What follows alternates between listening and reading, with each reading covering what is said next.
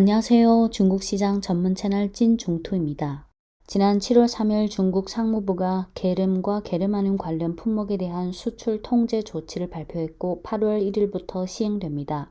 찐중투 과거 영상 중 7월 5일 이 붉은색 썸네일 영상 중 5분 11초부터 13분 3초까지 간단히 말씀드렸는데요. 오늘은 7월 3일 수출 통제 조치 발표 후부터 7월 9일까지 나온 내용을 포함해서 저희 시각을 말씀드리겠습니다. 7월 3일 오전 중국 재정부가 중미 쌍방 상의를 통해 옐런 미 재무장관은 7월 6일부터 9일까지 방중한다라고 공지한 후 같은 날 저녁 중국 상무부는 갈륨과 게르마늄 관련 품목에 대한 수출 통제 조치를 8월 1일부터 시행한다고 발표했습니다.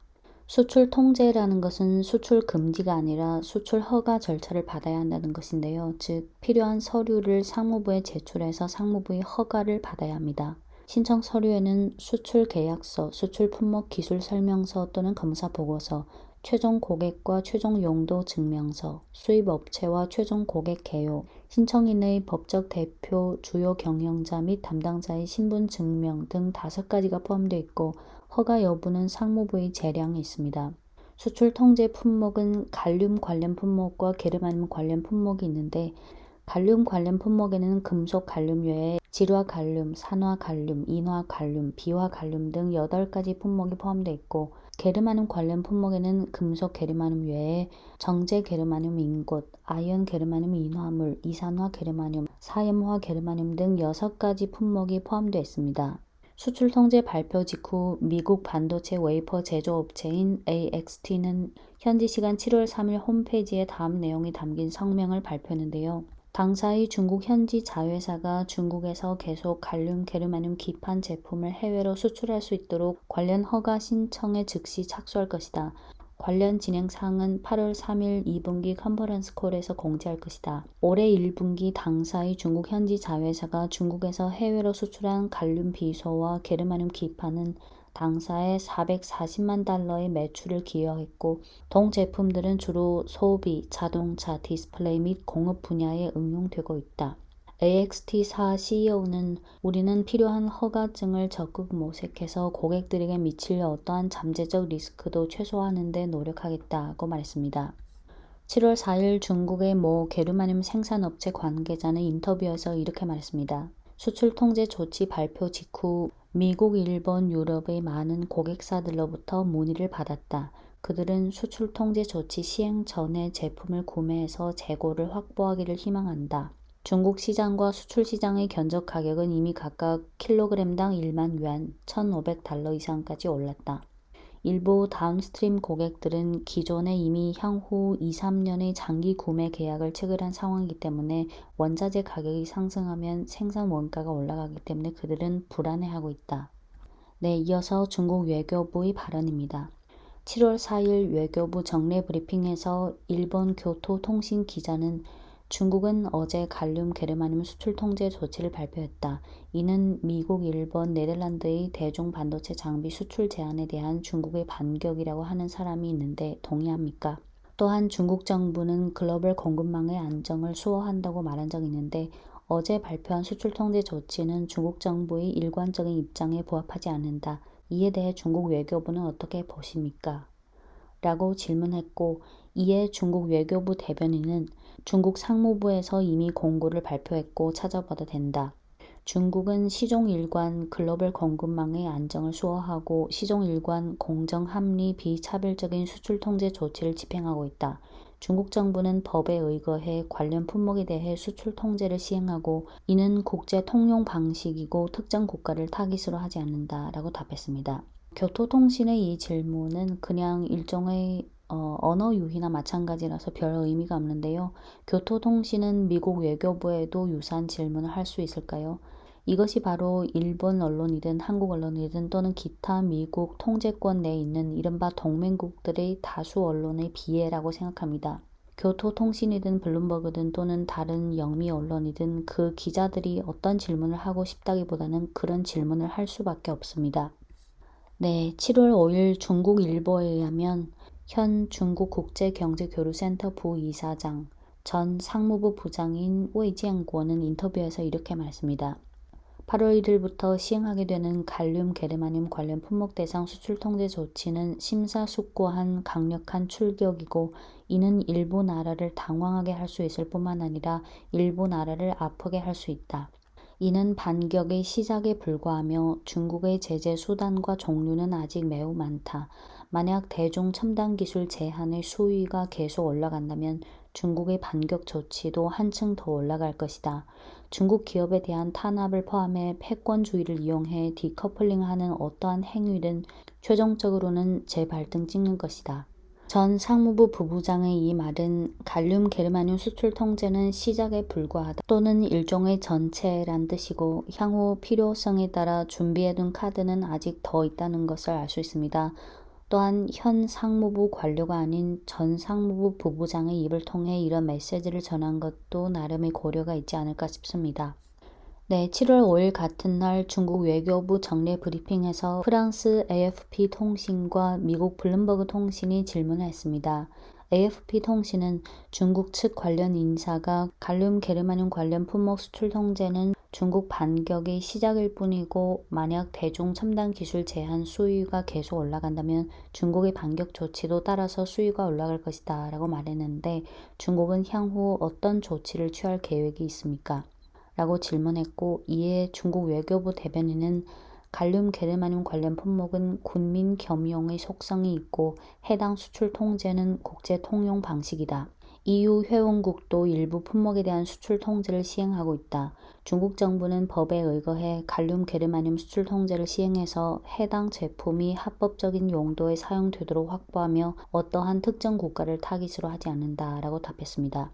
블룸버그 통신의 질문은 중국은 세계 각국의 디커플링을 반대한다고 호소해왔고, 최근 두 가지 금속에 대한 수출 통제를 시행하기로 발표했다. 전자와 후자는 상호 모순된다. 중국은 왜 한편으로는 디커플링을 피해야 한다고 호소하고 또 한편으로는 두 가지 금속의 공급망을 끊어버리는가? 라고 질문했고, 이에 중국 외교부 대변인은 전자와 후자가 상호 모순이라고 주장하는 이유가 어디에 있는지 나는 모르겠고 어떤 모순이 있는지 보이지 않는다. 중국은 책임 있는 대국으로서 시종일관 진정한 다자주의 창도자, 수호자이고 시종일관 글로벌 공급망의 안정과 안정을 수호하기 위해 힘쓰고 있고, 시종일관 공정, 합리, 비차별적인 수출 통제 조치를 취하고 있다. 또한 중국은 개별 국가가 국가 안전을 일반화하고 수출 통제를 남용하는 것을 시종일관 반대하고, 특정 국가에 대한 마지노선이 없는 적나라한 탄압 억제 행위를 시종일관 반대한다. 중국은 국제 통용 방식을 참고해 갈륨 게르마늄 관련 품목에 대한 수출 통제를 시행한 것이고 완전히 정당하고 합리적이다 라고 답했습니다. 영미 언론들이 중국에 질문하는 공식은 이미 딱 정해져 있어서 블룸버그의 이런 질문 방식에도 이미 저는 너무 익숙한데요. 어떤 질문이든 막 할 수 있지만 별 의미 없습니다. 미국이 몇 년 전부터 대중 제재를 하고 글로벌 공급망을 파괴했을 때 블룸버그는 미국 정부에게 이런 질문을 할 수 있을까요? 영미 언론의 논조를 볼 때 한 가지 유의할 점은, 어떤 논조나 구호든 뭐든 다 말이나 언론으로 외칠 수 있지만 중요한 것은 현실적인 상황과 결과물입니다. 네, 7월 4일 네덜란드 외교부는 중국의 수출 통제가 유럽과 네덜란드의 경제에 얼마나 큰 영향을 미칠지는 중국이 어떻게 시행하느냐에 달려 있다. 무역 정책 면에서 EU의 권유는 EU가 중국과 어떻게 교섭하느냐에 달려 있다. EU는 중국의 수출 통제에 대해 반드시 반응을 해야 한다 라고 했는데, 네덜란드의 힘없는 상황, 자국 차원에서 이미 뭘 할 수 없으니 EU 쪽에 애원하는 모습입니다. 같은 날 EU도 중국의 수출 통제 조치에 대해 주목하고 있다고 했지만, 폰데어 EU 집행위원장이 어떤 말을 하는지는 사실상 유럽 기업들의 보편적인 입장과 이익을 대변할 수 없습니다.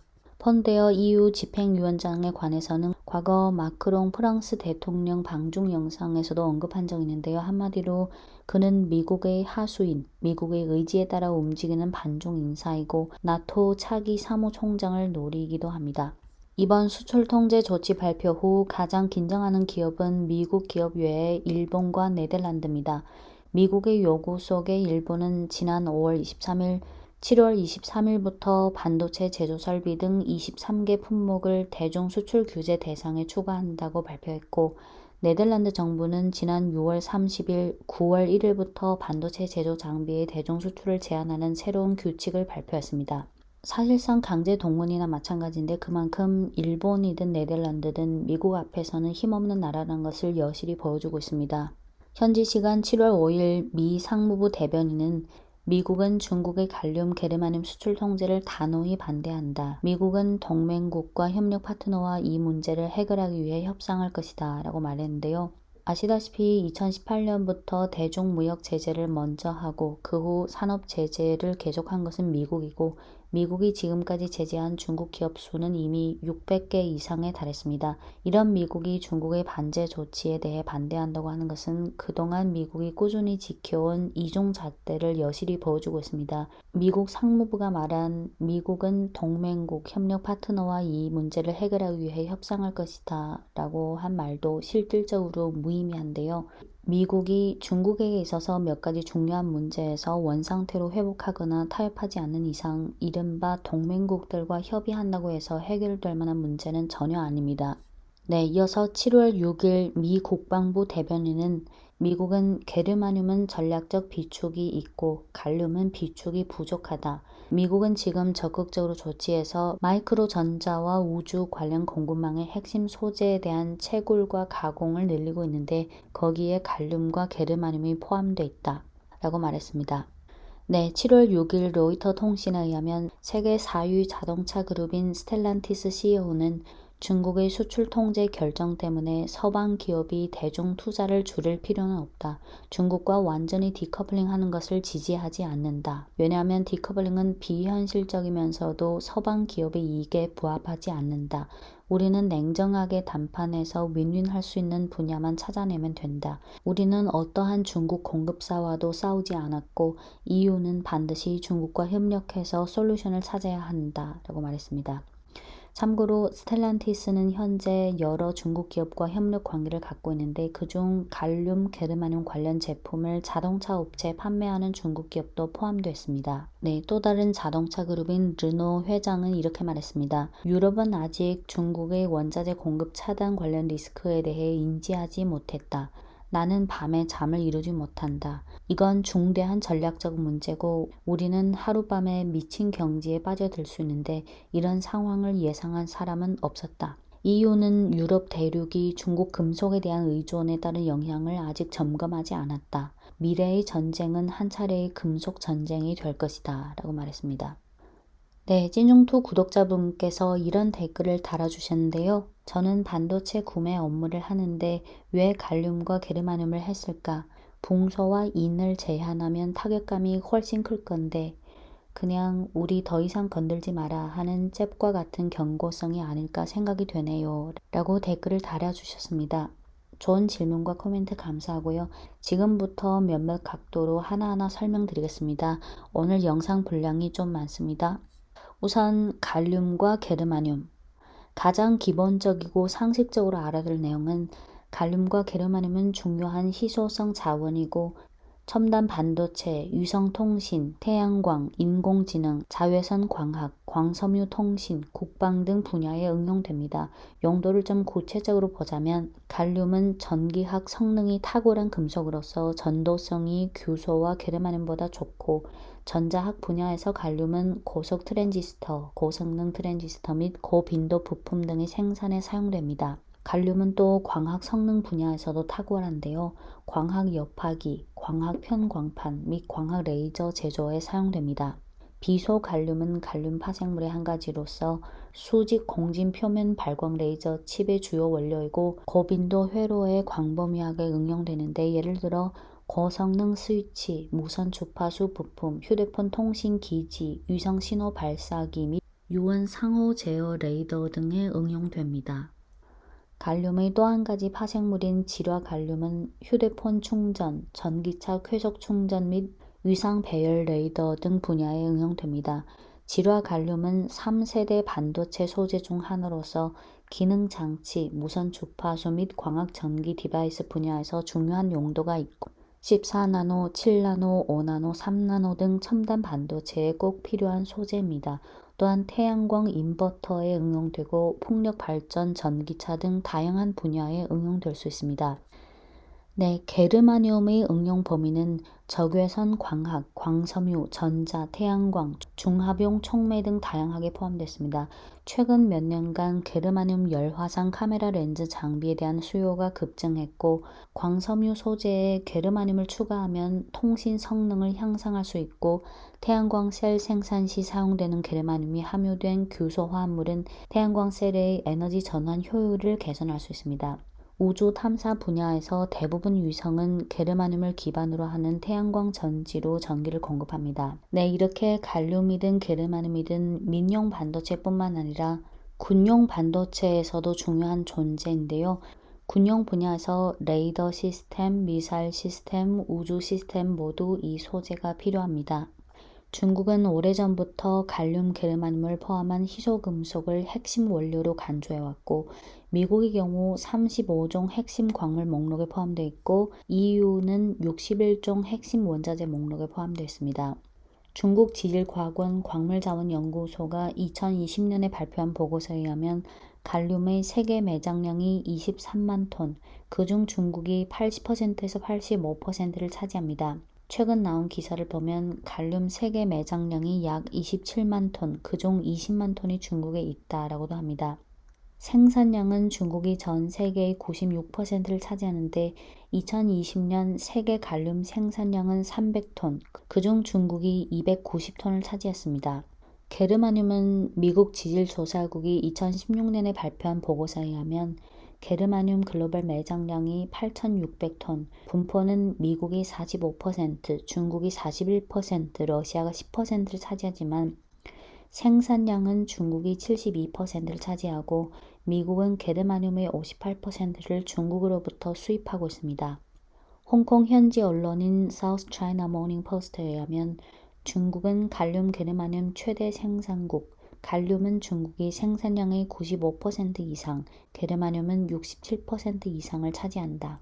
연구기관에 따라 생산량 비중에 대한 통계 수치에 약간 차이는 있지만 그냥 간단하게 기억하면 갈륨 생산은 중국이 95%를 차지하고 게르마늄은 70%를 차지한다 라고 기억하시면 됩니다.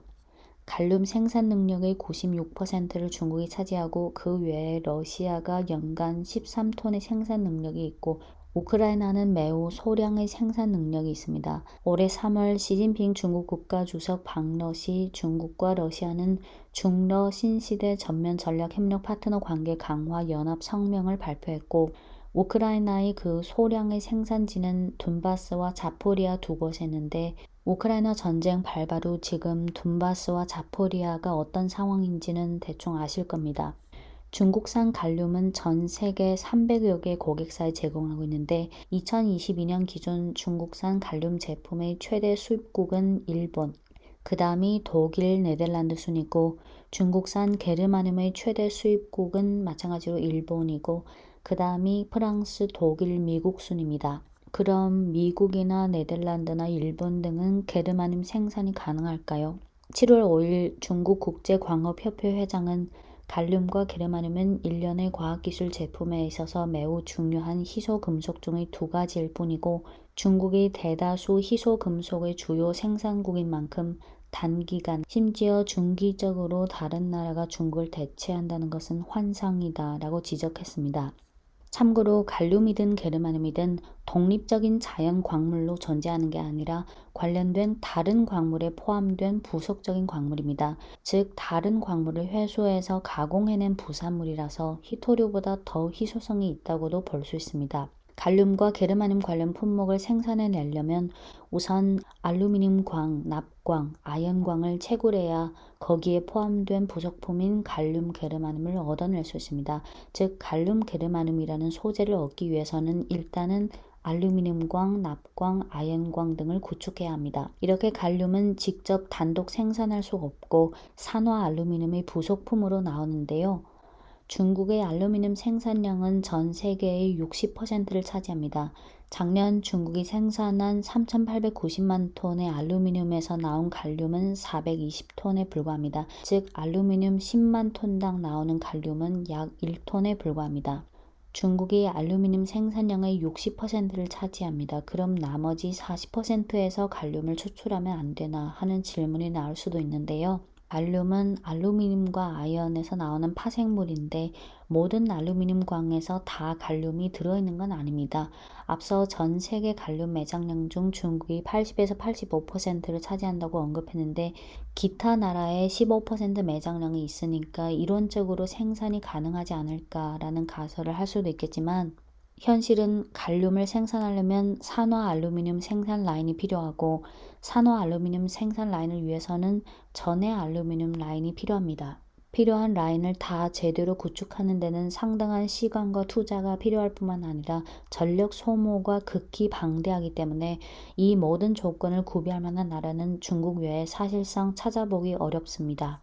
만약 미국이 갈륨과 게르마늄을 자체적으로 채굴하고 재련하기 위한 제대로 된 생산 시스템을 구축하려면 최소 10년 이상의 시간이 걸립니다. 그러려면 우선은 투자자가 필요한데 지금 상황에서 미국에 10년 이상을 각오하고 투자할 기업은 없고 기업이 안 한다면 정부가 나서서 투자해야 하는데 국회는 절대 동의하지 않을 것이고 동의한다 해도 몇 년의 시간이 걸립니다. 극단적인 가정으로 미국이 이 산업을 구축하겠다. 그 결과는 중국의 최소 수십 배, 심지어 수백 배의 비용이 들어가고 그러면 그에 따른 인플레이션이 생길 수밖에 없고 규모, 효율성, 생산성, 원가 경쟁력이 있을 수 없거니와 대부분 관련 특허는 다 중국이 갖고 있습니다. 미국이 이 문제를 자체적으로 해결할 수 없으면 동맹국들에게 협조를 청하겠죠. 일본, 네덜란드, 독일, 프랑스, 영국, 한국 등은 갈륨 게르마늄을 꼭 필요로 합니다. 정상적인 상황에서 중국이 독일, 프랑스 등 나라에 다 수출 허가를 발급할 경우 독일, 프랑스는 또 왜 굳이 미국을 도와야 할까요? 만약 미국을 돕다가 중국의 대외관계법이나 반간첩법에 위반했을 경우 제재를 받을 수 있고 지금 프랑스와 독일의 대미 외교 태도를 감안하면 자국 산업의 이익을 대가로 바보처럼 미국을 도울 가능성은 없습니다. 네, 그럼 중국의 이번 수출 통제가 대미 관계에 있어서 어떤 의미가 있을까요?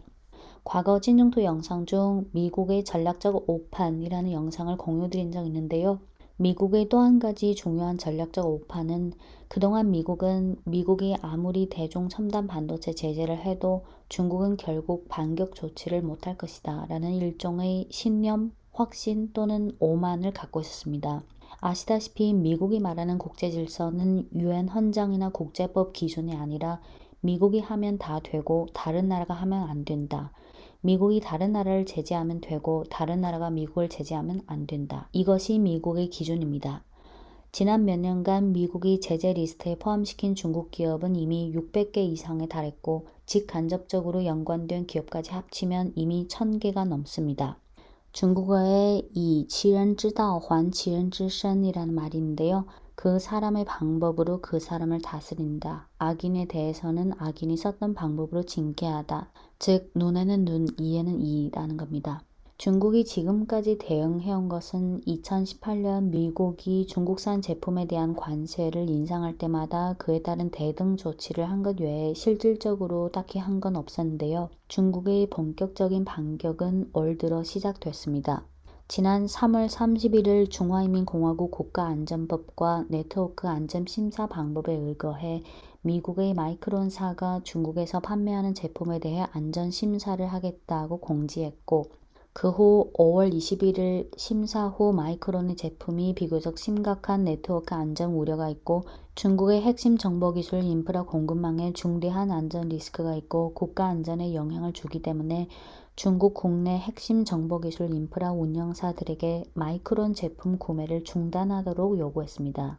이것이 1탄이고 그 후 마이크론은 6월 16일 향후 몇 년간 중국 서안에 위치한 패키징 테스트 공장에 43억 위안을 투자하겠다고 발표했습니다.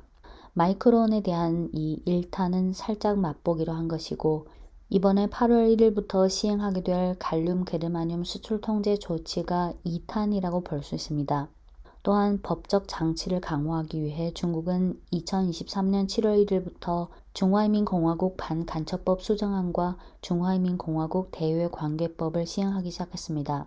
반간첩법 수정안은 4월 26일 전국인민대표대회 상무위원회에서 통과된 것이고 대외관계법은 6월 28일 전인대 상무위에서 통과된 것입니다. 대외관계법 중 핵심 조항은 8조와 33조인데요. 제8조 어떠한 조직이나 개인이 본 대외관계법과 관련 법률을 위반하고 대외 교류에서 국가 이익을 손상하는 활동에 종사할 경우 법에 의거해 법적 책임을 묻는다. 제33조 국제법과 국제관계 기본 준칙을 위반하고 중华人民共和国의 주권, 안전, 발전 이익에 해로운 행위에 대해 중华人民共和国은 그에 해당되는 반격 조치와 제한 조치를 취할 권리가 있다. 반간첩법이든 대외관계법이든 중국의 주권, 안전, 발전 이익에 있어서 일종의 마지노선과 레드라인을 보다 더 명확히 규정해서 중국 국내와 세계에 공지한 거나 마찬가지인데요. 우선은 미국에 대한 경고이고 그 외에 미국이 이용하고 있는 이른바 동맹국들에 대한 공지이기도 합니다. 즉 중미 양국 간 힘겨루기 속에 끼어들지 말라. 끼어들어서 중국의 국익에 손상을 줄 경우 중국은 국익에서 출발해서 제재할 수밖에 없다. 갈륨 게르만은 수출 통제 조치 발표 후 복단대 국제정치학과 교수 沈이가 논평을 냈는데요. 논평 제목은 이것은 중대한 상징이다. 중국만 혼자서 선의와 자제를 베푸는 시대는 끝났다. 이고 그는 이번 수출 통제는 밸류체인 차원에서 중국의 비교 우위를 실제로 사용한 것이고 미국 상무부가 단호히 반대한다고 외친 걸 보니 이번 수출 통제는 미국의 약점을 적중했기 때문에 효과는 뚜렷할 것이다 라고 코멘트했습니다. 네, 2018년 트럼프 정부 때 미국이 먼저 중국산 제품의 수입 관세를 19%대 인상하면서 무역전쟁을 시작했는데요. 2020년 당시 바이든은 본인이 당선되면 트럼프가 만든 수입 관세를 없애기로 약속했는데 실제로 당선된 후 그냥 그대로 유지했습니다. 여러 가지 이유가 있었지만 미국 국내 정치상 만약 바이든이 수입 관세를 없앤다면 일단 공화당이 바이든을 가만두지 않을 게 뻔합니다. 아시다시피 2022년 중미 양국 무역 규모가 6,900억 달러로 사상 최고치를 경신하면서 미국의 관세 인상은 이미 실패했다는 걸 말해줬는데요. 계속 유지한다면 현실은 결국 인상된 세금은 미국 정부로 들어가고 관세 인상으로 인한 가격 인상분은 결국 미국 소비자들에게 전가되고 미국 국내 인플레이션에도 불리합니다. 결국 피해받는 것은 서민입니다. 트럼프 때 급속도로 발전 중인 화웨이를 제재했고 바이든 집권 후 중국 첨단 반도체의 발전을 막기 위해 미국은 네덜란드, 일본, 한국 등 동맹국들을 강제 동원해서 대중 제재 수위를 크게 올렸고 글로벌 반도체 밸류체인을 파괴했습니다. 미국에게 있어서 대중 첨단 반도체 제재는 미국 기업이 손실을 좀 감당해야 하더라도 이미 미국의 정치적 올바름이 됐기 때문에 되돌릴 수 없고 중국은 자국의 발전을 위해 첨단 반도체를 키우지 않으면 안 됩니다. 즉 이미 어떤 협상으로 해결할 문제나 단계를 넘어섰습니다. 이렇게 된 이상 중국도 더 이상 타협하거나 양보할 필요가 없고 중국의 근본 이익을 위해서는 중국도 반격할 수밖에 없습니다. 미국이든 중국이든 다른 나라든 자국의 경제, 자국의 산업 발전을 추구하는 것은 당연한 거고 각자 다 노력해야 할 부분입니다. 하지만 중국의 국익과 발전 이익을 침해하는 수단을 취한다면 중국이 용납할 수 없습니다. 앞서 그 복단대 교수의 논평 제목처럼 이것은 중대한 상징이다. 중국만 혼자서 선의와 자제를 베푸는 시대는 끝났다. 이번 수출 통제 조치는 단 하나의 사례일 뿐이고 희소금속뿐만 아니라 향후 다방면에서 중미 간의 대치 국면은 장기화될 가능성이 높습니다. 프랑스를 제외한 유럽 각국, 일본, 한국 등 나라는 군사 독립국이 아닙니다. 즉 우선 군사상 미국의 통제권에 있다는 부분이 크기 때문에 미국이 어떤 일방적인 제재나 동맹국의 국익에 손해가 되는 강제 동원을 하더라도 현실적으로 say no 할 수 없는 것이 현실인데요. 중국은 상황이 다릅니다. 중국은 군사 독립국이고 핵무기가 있고 경제 산업 면에서 중국은 전 세계 140개국의 최대 무역국이라는 기본 전제가 깔려있기 때문에 중국과 디커플링 한다는 것은 애당초부터 비현실적입니다. 설령 첨단 반도체와 같은 특정 분야에서 지금 제재를 한다고 해도 중장기적으로 미국의 이런 전략은 성공할 수 없다고 저는 생각합니다. 중국에게 첨단 반도체라는 아킬레스건이 있다면 미국에게는 희소 금속이나 히토류 등을 비롯한 필수 소재 생산 불가라는 아킬레스건이 있는데요. 이걸 제조업의 공심화라고 표현할 수 있습니다. 특정 산업의 제조업을 환경오염이나 자금, 기술, 원가, 인력 등 여러 가지 이유로 몇십 년 전부터 아예 자국에서 운영하는 걸 포기하고 중국 등 아시아 국가에서 공급하기 시작했는데 지난 몇십 년간 중국이 점차 이 부분을 독과점하다시피 이런 수준으로 만들어 버렸기 때문에 미국이 언젠가 이 산업을 다시 구축하려고 해도 현실적으로 불가능해진 상황을 말합니다. 중국은 아시다시피 지난 몇십 년 동안 시종일관 제조업 기반을 꾸준히 구축하고 향상하는 국가 전략을 취해왔고 지금에 와서 특정 산업의 우위를 통해 만일을 대비할 수 있는 일종의 수단으로 이용할 수 있게 됐습니다. 네덜란드 정부가 지난 6월 30일, 9월 1일부터 반도체 제조 장비 대중 수출을 제한하는 규칙을 발표했는데 찐중투 5월 중국 외교 행보 영상에서도 언급한 내용이지만 5월 10일 한정 국가부주석이 네덜란드를 방문해서 구광 총리와 각각 회담을 했고 5월 16일 리창 총리가 네덜란드 총리와 통화했고 5월 23일 진강 외교부장이 중국에 방문한 네덜란드 부총리 겸 외교부장과 회담을 했고 공동 기자회견도 가졌습니다. 5월 24일 한정 국가부주석도 네덜란드 부총리 겸 외무장관과 회담을 가졌습니다. 지난 몇 개월 네덜란드는 미국의 요구에 응하지 않기 위해 애를 쓴 것도 사실이지만 아니나 다를까 결국은 대중장비 제한 조치를 발표했습니다. 만약 네덜란드가 미국의 요구에 응하지 않으면 그동안 미국의 해온 방식을 감안하면 네덜란드 주요 정치인들은 아마 다 옷을 벗어야 할 것입니다. 네덜란드가 지난 6월 30일 대중 조치를 발표한 후 중국 외교부 대변인은 이렇게 말했습니다. 지난 몇 개월간 중국과 네덜란드 양측은 반도체 수출 통제와 관련해 다지급 다빈도의 소통 협상을 했다. 하지만 네덜란드는 최종적으로 관련 반도체 장비 수출 제한을 했고 이에 대해 중국은 불만을 표한다. 최근 몇 년간 미국은 글로벌 패권을 지키기 위해 국가 안전이라는 개념을 계속 범용화했고 수출 통제 조치를 남용했다. 미국은 심지어 동맹의 이익 희생도 마다하지 않고 타국을 협박 농락해서 중국에 대해 반도체 탄압을 해왔고 인위적으로 산업 디커플링을 밀어붙여서 글로벌 반도체 산업의 발전을 심각하게 손해했으므로 중국은 이에 대해 단호히 반대한다. 네덜란드는 국제경제무역규칙 수호와 중국 네덜란드 경제무역협력이라는 큰 국면에서 출발해 시장 원칙과 계약 정신을 존중하고 관련 조치가 양국 반도체 산업의 정상적인 협력과 발전을 저해하는 것을 방지하도록 해야 하고 수출 통제 조치를 남용하지 않도록 해야 하며 중국 네덜란드 기업들의 공동이익을 착실히 수호하고 글로벌 반도체 산업 공급망의 안정을 수호해야 한다고 말했습니다. 중국의 발전 이익에 손상을 주는 나라나 기업에 대해서는 수출 허가를 안 주고 그렇지 않은 나라 기업에게는 정상적으로 수출 허가를 발급해 줍니다. 이런 상황이 장기화되면 또 한편으로는 미국과 유럽 각국 간의 입장차, 이익차를 자극하는 효과라는 면도 있습니다. 올 들어 많은 사례들을 보면요. 미국 정부와 미국 기업 간, 유럽 정부와 유럽 기업 간, 미국과 유럽 간의 각종 이익상의 괴리 또는 균열이 이미 생겼고 향후 미국이 단일 패권을 지키기 위해 애를 쓸수록 이러한 이익 괴리와 균열은 더 생기기 마련입니다.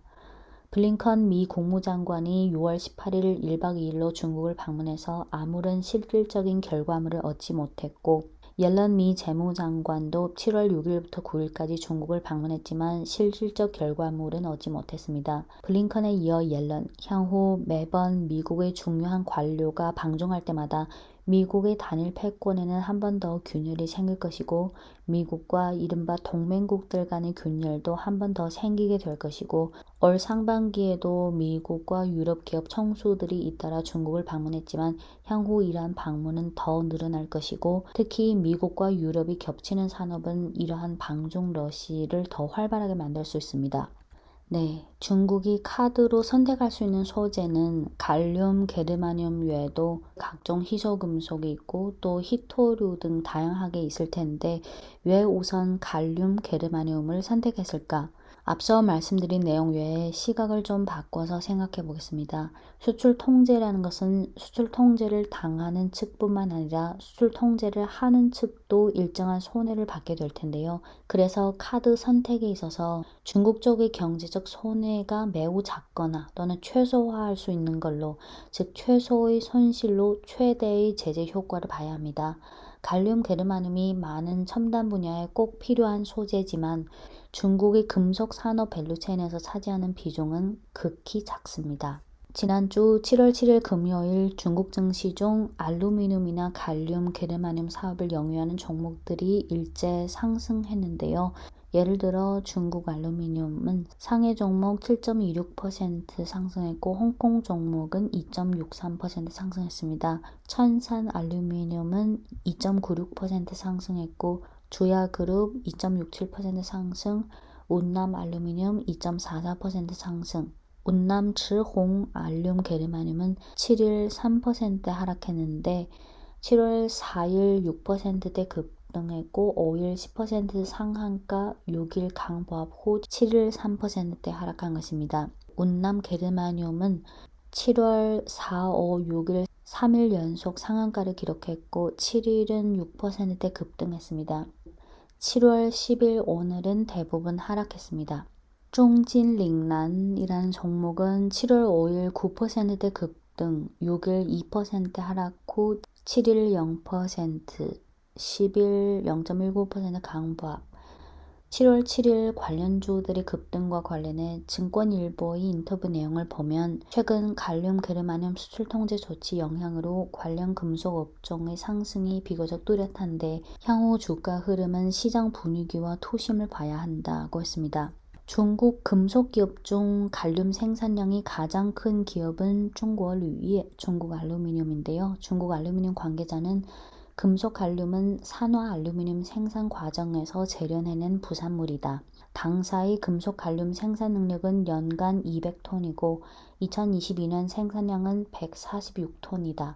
당사가 최대 갈륨 생산 기업인 하지만 당사의 전체 사업 매출에서 갈륨이 차지하는 비중이 매우 작아서 수출 통제가 당사에 미치는 영향은 크지 않다라고 밝혔습니다. 갈륨이 다양한 첨단 산업에 꼭 필요한 소재이고 중국이 이 원자재를 장악하고 있고 자원 낭비도 크고 부가가치도 낮은 산업이긴 하지만 갈륨이 부속물이라는 특징이 있기 때문에 중국 알루미늄 등 중국 업체들 입장에서 갈륨 매출은 그리 중요하지 않습니다.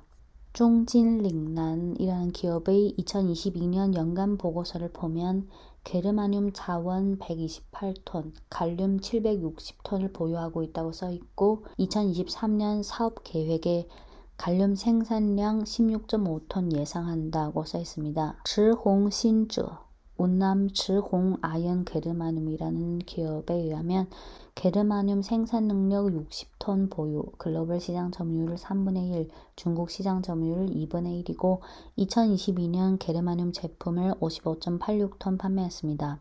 천산 알루미늄에 의하면 산화 알루미늄 생산 시 나온 부속물에 갈륨, 철 등 금속 원료가 포함되어 있고 갈륨의 회수 및 추출 관련 기술 경로를 지금 검증하고 있다. 또 다른 시각에서 한번 생각해 보겠습니다. 지금 수출 통제 대상이 될 가능성이 있는 해당 미국 기업이든 일본 기업이든 네덜란드 기업이든 그들은 지금 어떤 생각을 하고 있을까요? 지금까지 그들은 중국산 갈륨 게르마늄을 재가공해서 자국용, 중국용, 해외 수출용으로 공급했지만 그 재가공 기술은 장벽이 그리 높지 않아서 만약 중국이 마음 먹고 시간, 인력, 자금, 기술에 투자한다면 가능합니다.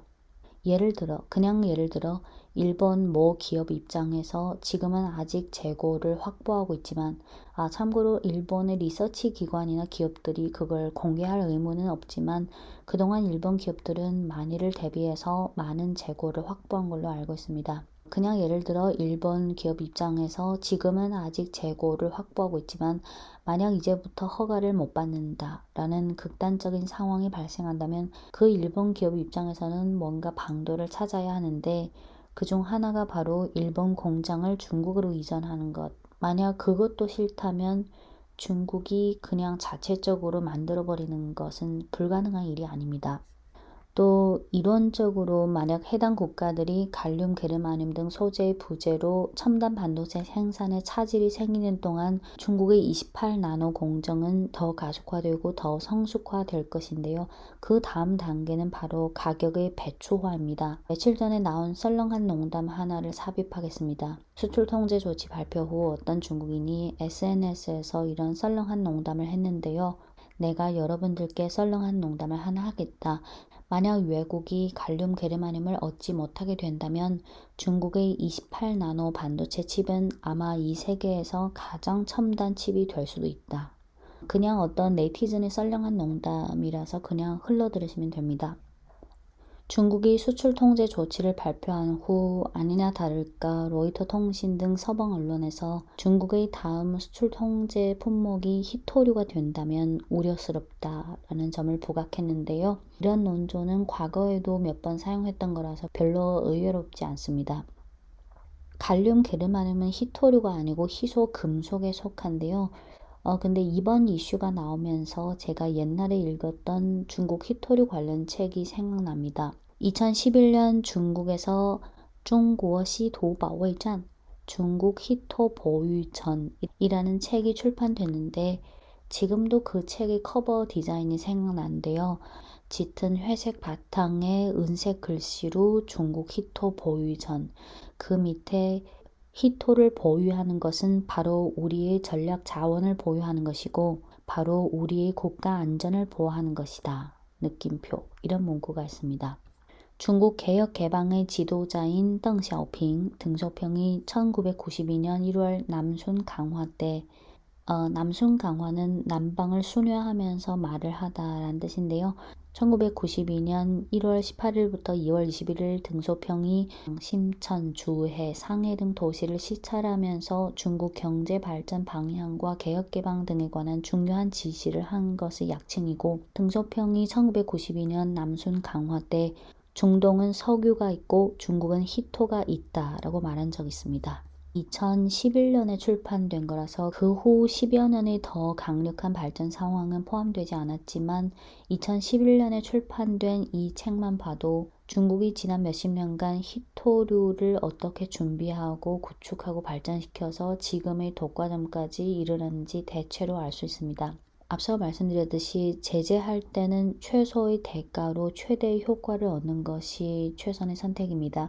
중국의 기본적인 스탠스는 공급망을 먼저 파괴하지 않는다. 하지만 상대방이 선을 넘고 중국의 발전을 막는다면 중국도 어쩔 수 없이 단호히 반격하는 것입니다. 중국이 어떻게 하느냐의 문제가 아니라 미국이 글로벌 공급망을 어떻게 파괴하느냐 또는 미국이 중국을 어떻게 제재하느냐의 문제입니다.